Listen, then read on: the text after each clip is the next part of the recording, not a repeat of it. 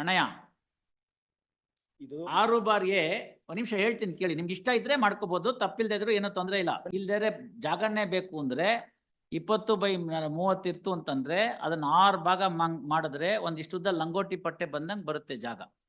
suit is for partition and separate possession of 4 properties in which not 1/7 share is claimed by the plaintiff. Not out of 4 properties, 2 properties were sold by the father himself. Not therefore 2 properties alone not available for partition. Who are you?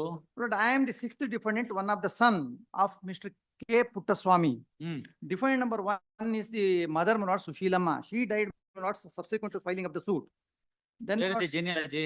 Lord, the genealogy is not produced before the You trial. can produce, no? Lord, There is no dispute with regard to the relationship. There is no dispute with regard to the relationship. Court 6 should children. understand who is who. Are you not aware of the circular of this court?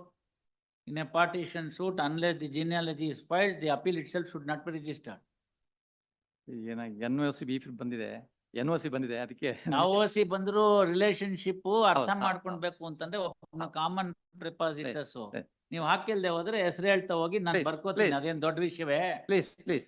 K. Puttaswamy is the father, Lords. ಹಾ Sushilamma is the mother. Hmm 6 children, Lords. Yamuna, ಒಂದೇ mother ಯಾರು? Sushilamma, D1. ಹ್ಮ್ Yamuna, D2, daughter. ಒಂದ್ ನಿಮಿಷ ತಡೀರಿ. ಮಕ್ಳೆಷ್ಟ್ ಜನ? ಮಕ್ಕಳು 6 ಜನ. ಆ ಸೀನಿಯಾರಿಟಿ ಮೇಲೆ ಹೇಳ್ತಾ ಹೋಗಿ. ಯಮುನಾ, ಯಮುನಾ ದೊಡ್ಡ ಮಗಳು, ಹೌದು. ರಮೇಶ್, ರಮೇಶ, ಪುಷ್ಪಲತಾ, ಪುಷ್ಪಲತಾ, ಧನಲಕ್ಷ್ಮಿ, ಹ್ಮ್ ನಂದಿನಿ. ಹಾ ಲಾಸ್ಟ್ ಹುಡುಗಿ ನಂದಿನಿ ಆದ ನಂತರ Mohan Kumar. Mohana. Please. Yamuna is the defendant number 2, Lords. Hmm Ramesh is the plaintiff. Hmm Then Pushpalata, defendant number 3. Hmm Dhanalakshmi, defendant number 4. ನೀವು Mohan Kumar case I am ಹಾಕಿ. the 6th respondent, 6th All right. defendant. Hmm The suit is decreed, Lords, granting 1/6 share. Each Puttaswamy die. Lord Puttaswamy died on 18/6/2000, Lords.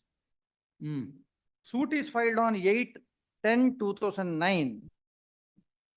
Hmm The mother, Lord Sushilamma, first defendant, died on 22/10/2009. Soon after the institution of the Yes, suit. yes.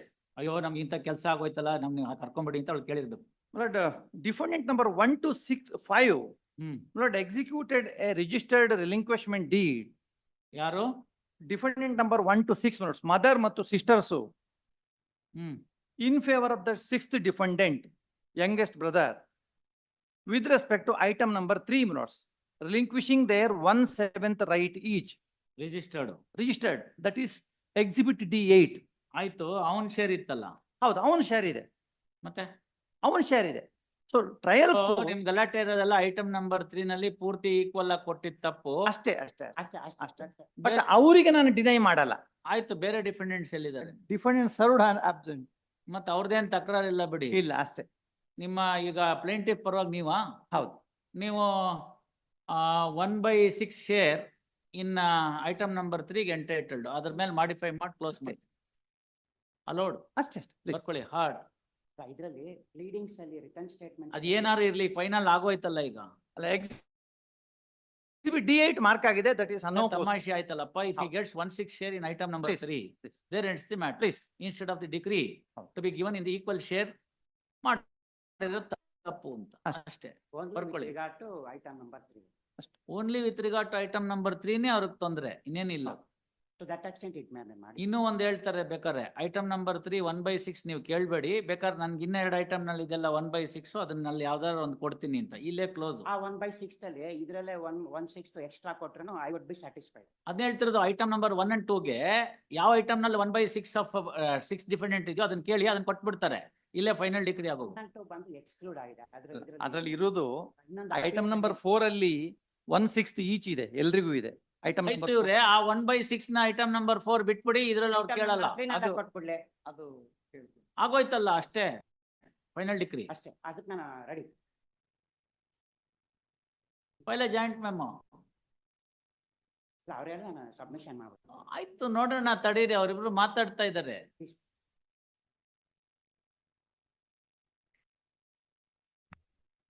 ಹೂಂದಾಯ್ತು Prasanna ಬಿಡಿ, ಹೂಂದಾಯ್ತು ಅವ್ರಿಬ್ರು ಹೂಂದಿದ್ದಾಯ್ತು, ನಾನು ನೋಡ್ತಾ ಇದ್ದೀನಿ. ಅಲ್ಲ, ನಾನು ಮತ್ತೆ ನನ್ನಲ್ಲಿ ಆಫೀಸಲ್ಲಿ ಬಂದು ಮತ್ತೆ ಕೇಳಬಾರ್ದು, ಅದಕ್ಕೋಸ್ಕರ ಈಗಲೇ ಸೆಕೆಂಡ್ ಟೈಮ್. ಹೊರಗಡೆ ಇದೆಯಲ್ಲ, ನಾ ಹೇಳ್ತೀನಿ ಬಿಡಿ, 160 ಶೇರು ಇದ್ರೆಲ್ಲ ಕೊಡ್ತಾರೆ. ಈಗ ನೀವಿರೋ ಅವ್ರು ಮಾತಾಡಿ. ಅದಕ್ಕೆ ನಾನು ಹೇಳಿದ್ದೀನಿ ಸರ್, ಕೊಡಿ ಅಂತ. ಇದ್ರಲ್ಲೂ ಇವ್ರು ಎದುರುಗಡೆ ಇರೋರು ಬರಲ್ಲ. ರಮೇಶ ತಾವಾ ಹೌದು. ಒಂದ್ ನಿಮಿಷ ಕೇಳಿ. ಐಟಮ್ ನಂಬರ್ 3 ಅನ್ನೋದೇನು ಅಂತ ಗೊತ್ತಿದ್ಯಾ ತಮ್ಗೆ? ಐಟಮ್ ನಂಬರ್ 3 ಅಂತಂದ್ರೆ 6/A ಅಂತಿದ್ಯಲ್ಲ ಹೌದು. ಮನೆ 25/40. ಹಾ.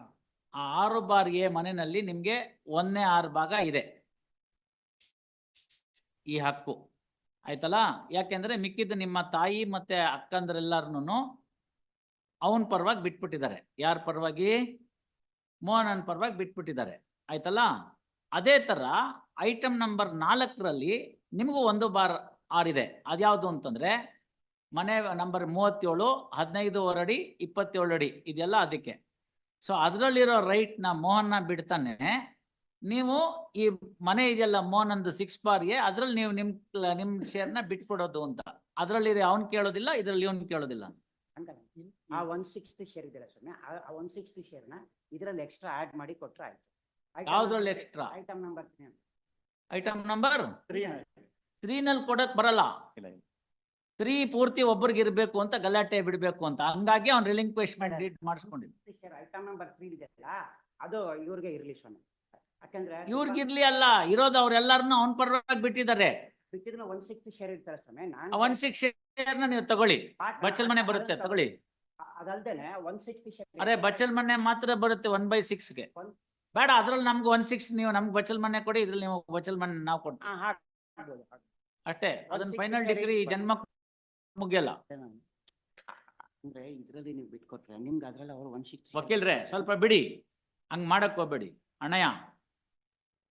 ಇದು 6/A ಒಂದ್ ನಿಮಿಷ ಹೇಳ್ತೀನಿ ಕೇಳಿ. ನಿಮ್ಗೆ ಇಷ್ಟ ಇದ್ರೆ ಮಾಡ್ಕೋಬಹುದು, ತಪ್ಪಿಲ್ದೇ ಇದ್ರು ಏನೋ ತೊಂದ್ರೆ ಇಲ್ಲ, ಬಲವಂತ ಇಲ್ಲ. ಕೇಳಿ ಒಂದೇ ಒಂದು ಹೇಳಿ. ಮೈಕಲ್ ಹೇಳಿ. ಕಟ್ಟಿರೋದು 87 ಅಲ್ಲಿ ಎಲ್ಲ ನಾವು ನಮ್ಮ ತಂದೆಯವರು. ಇವ್ನ್ ಕೆಲ್ಸಕ್ಕೆ ಹೋಗಕ್ ಸ್ಟಾರ್ಟ್ ಮಾಡಿರೋದೇ 2000 ಇಸ್ವಿನಲ್ಲಿ. 87 ಅಲ್ಲಿ ಇವ್ನ್ ಏನ್ ಖರ್ಚು ಮಾಡಿ ಆ ಮನೆನಾಗೆ ಏನು ಕೆಲಸ ಮಾಡಿಲ್ಲ. ಈ ಮನೆ ಕಟ್ಟಿರೋದು ಫುಲ್ ಕೆಲಸ, ವುಡ್ ವರ್ಕ್, ಇಂಟೀರಿಯರ್ ಎಲ್ಲ ನಮ್ದೇ ಕೆಲಸ ಆಗಿರೋದು. ನಾನ್ ಮರಗೆಲ್ಸ ಮತ್ತೆ ಇಂಟೀರಿಯರ್ ಎಲ್ಲ ಮಾಡ್ತೇನೆ, ಎಲ್ಲ ನಾನ್ ದುಡ್ಡು ಖರ್ಚು ಮಾಡಿ. ಆದ್ರೆ ತಂದೆ ಹೆಸರಲ್ಲಿ ಕ್ವಾರ್ಟರ್ಸ್ ಇರೋದು. ಇವಂದೇನು ನಮ್ಮ ಮನೆಯಲ್ಲಿ ₹1 ಇದೇನಾಗಿಲ್ಲ. ಅವರು ತಂದೆ ಸತ್ತ ತಕ್ಷಣನೇ ಇವನ್ ಏನ್ ಮಾಡ್ದ, ಎಲ್ಲಾರನು ಕರ್ಕೊಂಡೋಗಿ, ಅಮ್ಮ ಒಬ್ರು ಇದ್ರಲ್ಲ ಕರ್ಕೊಂಡೋಗಿ ಎಲ್ಲ ಅವತ್ತು ತಿಥಿನೇ ಆಗಿಲ್ಲ ಅಷ್ಟ್ರೊಳಗಡೆನೆ ರಿಜಿಸ್ಟ್ರೇಷನ್ ಮಾಡ್ಕೊಂಡಿದ್ದಾರೆ.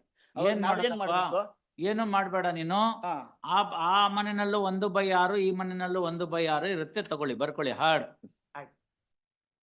ಅದೇನ್ ಇವತ್ತಿಗೆ ಮುಗಿಯಲ್ಲ, ಅದಾದ್ಮೇಲೆ ಇದೇನ್ ಇವತ್ತಿಗೆ ಮುಗಿಯಲ್ಲ. 1/6 ಕೊಟ್ರೆ ಆ 1/6 ಅಂದ್ರೆ ಒಂದ್ ಕಿಟಕಿನೋ ಒಂದ್ ಬಾಗ್ಲೋ ಬರುತ್ತೆ ನಿಮ್ಗೆ.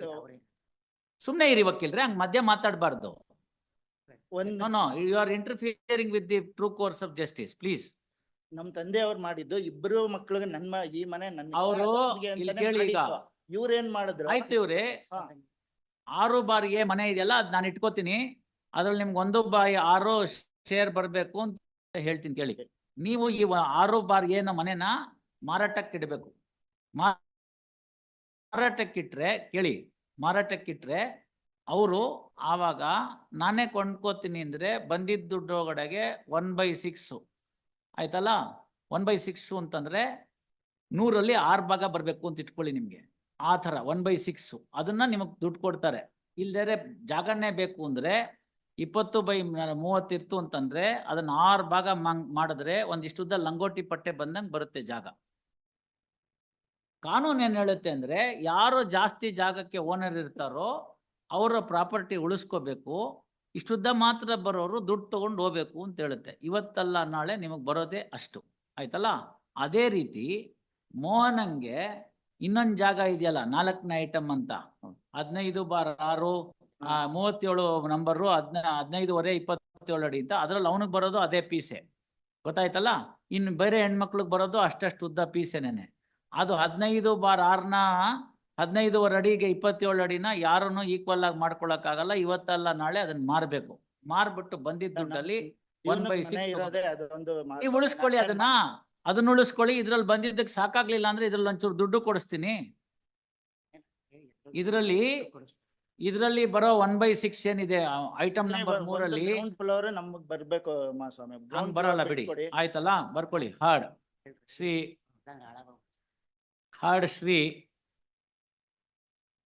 ಆಯ್ತು. ಅಲ್ಲ ಇವಾಗ ತಾವು ಹೇಳಿದ್ರಲ್ಲ ಅದು extra.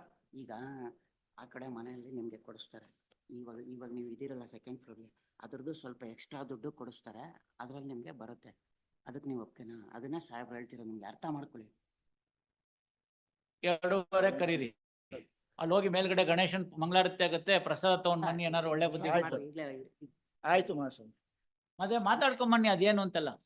Prasanna, Please. C 1/6 share in item number 3 ಹೌದು. is not equal into 1/6 in item number 4. So you may have to pay some money ಇರೋ ಮನೆ for the difference. ಹೌದು. 1/6 in item number 4 you are giving up, ಕೊಡಿಸ್ತಾರೆ. and you are buying 1/6 share of his share in item number 3. Yes. Whatever is the difference in value that you pay. ಅಲ್ಲಿ ಏನಂದ್ರೆ ಅಲ್ಲಿ internal arrangement ಇದೆ. ಅಕ್ಕಂದ್ರು ಮತ್ತು ಇವರಿಗೆ ಸ್ವಲ್ಪ internal arrangement ಏನಾದ್ರು ಹಾಕೊಳ್ಳುತ್ತೆ. ಸ್ವಲ್ಪ Please. ಕೇಳಿ. Please. ನಿಮ್ಗೆ ಈ ಐಟಮ್ ನಂಬರ್ 3 ಎಕ್ಸ್ಕ್ಲೂಸಿವ್ ಆಗಿ ಬೇಕು ಅಂತ. ಬಂದ್ಬಿಟ್ಟಿದೆ ಈಗಾಗ್ಲೇ. ಹೌದು. ಆದ್ರೆ ನಿಮ್ಮ ಎಲ್ಲ 5 ಜನ ಕೊಟ್ಟೆ, ತಾಯಿ ಮತ್ತೆ ಅಕ್ಕಂದ್ರೆಲ್ಲ ಕೊಟ್ಟಿದ್ರು ಕೂಡ ಇವರ ಶೇರ್ ಬರ್ಲಿಲ್ಲ. ರಮೇಶ್ ಅವ್ರ ಶೇರ್. ಹೌದು. ರಮೇಶ್ ಅವ್ರ ಶೇರ್ನ ನೀವು ಈಗ ಬೈ ಮಾಡಬೇಕು. You have to buy his share. ಆಯ್ತಲ್ಲ? ಸೊ ಅದನ್ನ ಕೊಂಡ್ಕೊಳ್ಳೋ ಕಾಲಕ್ಕೆ ಅದೇ ತರಹ ನಿಮ್ಗೆ ಐಟಮ್ ನಂಬರ್ 4ರಲ್ಲಿ 1/6 ಶೇರ್ ಇದೆ. ಆ 1/6 ಶೇರ್ನ ಅವ್ರಿಗೆ ಬಿಟ್ಬಿಡ್ತೀರಿ ಅಂತ ಇಟ್ಕೊಳ್ಳಿ, in favour of this gentleman. So 2/6 share ಆಯ್ತು ಅವ್ರಿಗೆ. ಅವ್ರು ಆಮೇಲೆ ಅಕ್ಕಂದ್ರ ಜೊತೆ ಮಾತಾಡ್ಕೋತಾರೆ. ಆ ಮನೆ ಉಳಿಸ್ಕೊಳ್ಳುವಾಗ ಅದೇನ್ ಮಾಡ್ಬೇಕು, ಅವ್ರಿಗೆ ಹಣನೋ ಕಾಸೋ ಕೊಟ್ಕೋತಾರೆ. ಅಕ್ಕ ಈಗ ತಾಯಿ ಇಲ್ಲ, ಅದರಿಂದೆಲ್ಲ 1/5 ಶೇರ್ ಆಗುತ್ತೆ. ಅದು ತಾಯಿದೂ ಈಕ್ವಲೆಂಟ್ ಆಗಿ ಎಲ್ರಿಗೂ ಹೋಗುತ್ತೆ. ಸೊ ಈಗ ಬರೋದು 1, 2, 3, 4, 5. 5 ಒಂದು 6 ಶೇರ್ ಬರುತ್ತೆ. 6 ಶೇರ್ ನೊಳಗೆ 1/6 ಶೇರ್ನ ನೀವು ಕೊಡ್ತೀರಿ. ಅವ್ರು 2/6 ಶೇರ್ ಆಗುತ್ತೆ. ಇನ್ನು 4 ಜನದ ಹತ್ರ ಏನ್ ಬೇಕೋ ಕೇಳ್ಕೊತಾರೆ. ಯಮುನಾ, ಪುಷ್ಪಲತಾ, ಧನಲಕ್ಷ್ಮಿ, ನಂದಿನಿ. ಅಮ್ಮ ನೀವೆಲ್ಲ ಚೆನ್ನಾಗಿದ್ದೀರಿ, ನಿಮ್ಗೆ ಏನೇನ್ ಬೇಕೋ ಎಲ್ಲ ಹೇಳ್ಬಿಡಿ, ನಾನು ಕೊಟ್ಬಿಡ್ತೀನಿ ಅಂತ. ಅದು ಐಟಮ್ 4 ಆಯ್ತು.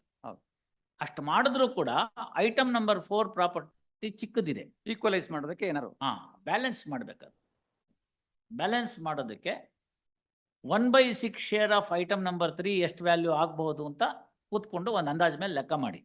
ಸರಿ. 1/6 ಶೇರ್ ಇನ್ ಐಟಮ್ ನಂಬರ್ 4 ಏನಾಗುತ್ತೆ ಅನ್ನೋದನ್ನ ಮಾಡಿ. ಸರಿ. ಫಾರ್ ಎಕ್ಸಾಂಪಲ್, ಇದು ಎಕ್ಸಾಂಪಲ್ ಅಷ್ಟೇ. ಐಟಮ್ ನಂಬರ್ 4 ಅಲ್ಲಿ 1/6 ಸೇ if it is valued at 10 lakhs and item number 3 ನಲ್ಲಿ if it is 20 lakhs, then you will have to pay balance 10 lakhs. I am saying it's only an example, ಗೊತ್ತಾಯ್ತು. not the real value. So 1/6 share representing in item number 3, when you want to buy in lieu of 1/6 share in item number 4, balance amount difference amount we have to you have to pay. Offer. The difference amount you will have to pay. ಅಲ್ಲಿ ಏನಾಗಿದೆ, item number 4 ಅಲ್ಲಿ ಅಕ್ಕಂದ್ರು ನಮಗೆ release deed ಬರ್ದು ಕೊಟ್ಟಿದ್ದಾರೆ, ಅದಕ್ಕೂ ಕೂಡ. But that was unregistered, mark ಆಗ್ಲಿಲ್ಲ ಅಷ್ಟೇ. ಬೇರೆ ಅದಿದ್ರೆ ಅವ್ರಿಗೆ ಬಿಟ್ಬಿಡಕ್ ಕೇಳಿ ಅವ್ರಿಗೆ. ಅದನ್ನ ಇಲ್ದಾರ ಎಲ್ಲ ಹೇಳ್ತೀನಿ. ಐಟಮ್ ನಂಬರ್ 4 ನಿಂಗೆ ಬಿಟ್ಕೊಟ್ಬಿಡ್ತೀನಿ, ನಾವ್ ಯಾರು ಕೇಳಲ್ಲ. ನಂದಿನಿ, ಯಮುನಾ, ಪುಷ್ಪಲತಾ, ಧನಲಕ್ಷ್ಮಿ ಯಾರು ಕೇಳೋದಿಲ್ಲ. ನೀನೇ ಇಟ್ಕೋ ಐಟಮ್ ನಂಬರ್ 4. ಗೊತ್ತಾಯ್ತಲ್ಲ? ಹೆಂಗೋ ಅನ್ರಿಜಿಸ್ಟರ್ಡ್ ರಿಲೀಸ್ ಡೇಟ್ ಇದೆ. ಐಟಮ್ ನಂಬರ್ 3 ನನಗೆ ಬಿಟ್ಬಿಡು ಅಂತ ಕೇಳಿ. ಅಲ್ಲಿಗೆ 3 ಒಬ್ಬನ್ ತಮ್ಮಂಗಾಗತ್ತೆ. ಅಣ್ಣಂಗೆ ಕನ್ವಿನ್ಸ್ ಮಾಡೋದು ಕಷ್ಟ ಆಗ್ಬಿಡುತ್ತದೆ ಅವರಿಗೆ. ಕಷ್ಟ ಆಗತ್ತೆ ಅಂದ್ರೆ ಅವ್ರಿಗೆ ಏನಾದ್ರು ಅರ್ಶನ ಕುಂಕುಮ ಕೊಡ್ಬೇಕು ಅಂದ್ರೆ ಅನ್ರಿಜಿಸ್ಟರ್ಡ್ ಡೀಡ್ ನೀವೇ ಕರೆದು ಕೊಡಿ. ನೀವು ಇರ್ಬೇಕಾಗಿತ್ತು, ಬೇಡ ಅಂದ್ವಾ? ನಾಗರ ಪಂಚಮಿ ಕರೆದು 100 ರೂಪಾಯಿ ಹೊರಗಡೆ ಕೊಟ್ಟಿದ್ರೆ ನಿಮ್ಗೂ ಬರ್ಕೊಡ್ತಿದ್ರು ಅವರು. ನೀವು ಹೋಗಿ ಎಲ್ಲೇ ಅಂದಿ, ಅವನು ತೋರಿಸ್ದ ಹತ್ರ ಹೋಗಿ. ಯಾವತ್ ನೀವು ಕರೆಯೋದಿನ ಕರ್ಸ್ಬಿಟ್ಟು ಯಾವ್ದಾದ್ರು ಫಂಕ್ಷನ್ ಅಲ್ಲಿ ಅವ್ರಿಗೊಂದು ರೇಷ್ಮೆ ಸೀರೆ ಕೊಟ್ಟಿದ್ದೀರಾ ಹೇಳಿ? ಕೊಟ್ಟಿಲ್ಲ. ಅದಕ್ಕೋಸ್ಕರ ಅವ್ರು ಚೆನ್ನಾಗಿದ್ದಾರೆ. ಮಧ್ಯಾಹ್ನ 2:30 ಆಗ್ಬೋದು. We'll dispose of. Otherwise also I'll declare that and then dispose of. Please You work out in final decree. ಆಗ್ಬೋದು. ಎಷ್ಟಿದೆ ನೋಡಿ. ಪ್ಲೀಸ್ ಆಗ್ಬೋದು. Rest of the matters are 2:30. 56ನೇದು